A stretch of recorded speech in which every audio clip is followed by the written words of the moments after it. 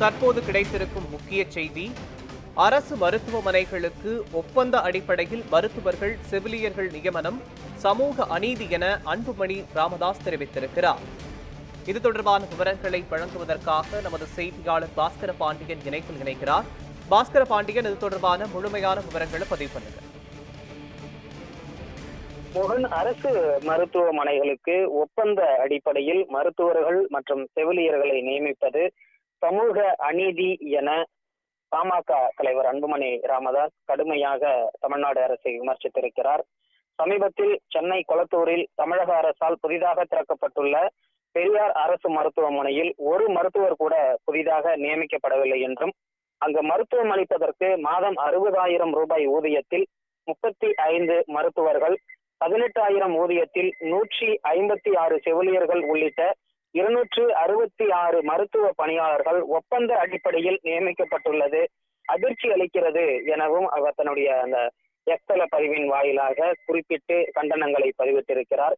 மருத்துவமனைகளை உருவாக்கும் அரசு அதற்கு தேவையான மனித வளங்களை ஏற்படுத்த மறுப்பது கண்டிக்கத்தக்கது எனவும் அவர் அதில் விமர்சித்திருக்கிறார்.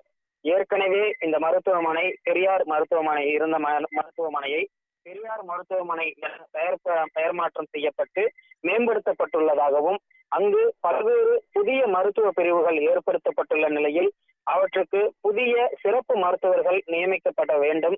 ஆனால் அங்கு ஏற்கனவே பணியில் இருந்த மருத்துவர்கள் தவிர புதிய சிறப்பு மருத்துவர்கள் நியமிக்கப்படவில்லை எனவும், மாறாக பிற மருத்துவமனைகளில் இருந்து சிறப்பு மருத்துவர்கள் பணியிட மாற்றம் செய்யப்பட்டிருப்பதால் ஏற்கனவே பணியாற்றிய மருத்துவமனைகளில் மருத்துவர்கள் பற்றாக்குறை ஏற்பட்டுள்ளதாகவும் அவர் குற்றச்சாட்டுகளை முன்வைத்திருக்கிறார். சென்னை கிண்டியில் கலைஞர் நூற்றாண்டு மருத்துவமனை 2023ஆம் ஆண்டில் திறக்கப்பட்ட போதும் அங்கும் புதிய மருத்துவர்கள் நியமிக்கப்படவில்லை. சிறப்பு மருத்துவர்கள் அனைவரும் பிற மருத்துவமனைகளில் இருந்துதான் பணியிட மாற்றம் செய்யப்பட்டனர். இப்போதும் கூட அங்குள்ள தலைமை மருத்துவ அதிகாரிகள் தொடர்ந்து 24 மணி நேரமும் பணி செய்ய வேண்டும் என கட்டாயப்படுத்தப்படுவதாகவும் அவர் குற்றச்சாட்டுகளை முன்வைத்திருக்கிறார். போதிய மருத்துவர்கள் இல்லாதது, ஒரு மருத்துவரால் தொடர்ந்து 24 மணி நேரம் பணி செய்ய முடியாதது என, மேலும் அவர்கள் பணி செய்தாலும் கூட முழுமையான திறனை வெளிப்படுத்த முடியாது. இதற்கெல்லாம் மேலாக இது மனித உரிமை மீறல் எனவும் கடுமையான குற்றச்சாட்டுகளை அவர் முன்வைத்திருக்கிறார்.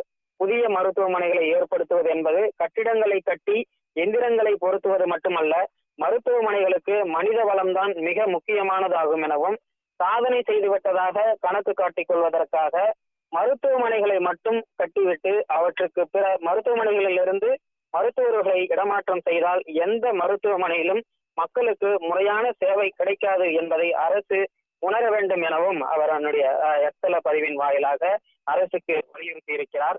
மருத்துவ சேவையில் பொறுப்புடைமை மிகவும் அவசியம் எனவும், மருத்துவர்களை தற்காலிகமாகவோ ஒப்பந்த அடிப்படையிலோ நியமித்தால் பொறுப்புடைமையை ஏற்படுத்த முடியாது எனவும், மருத்துவ பணியாளர்களை ஒப்பந்த அடிப்படையில் நியமிப்பது தமிழக அரசு கொள்கை முடிவு எடுக்க வேண்டும் எனவும் அவர் கோரிக்கை விடுத்திருக்கிறார்.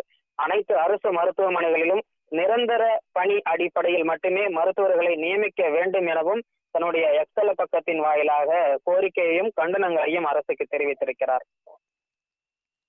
அரசு மருத்துவமனைகளுக்கு ஒப்பந்த அடிப்படையில் மருத்துவர்கள், செவிலியர்களை நியமிப்பது சமூக அநீதி என்றும், நிரந்தர அடிப்படையில் நியமனம் செய்ய வேண்டும் என்றும் அன்புமணி ராமதாஸ் தனது எக்ஸ் தளத்தில் பதிவிட்டிருந்தார். இது தொடர்பான முழுமையான விவரங்களை வழங்கியதற்கு நன்றி பாஸ்கர பாண்டியன்.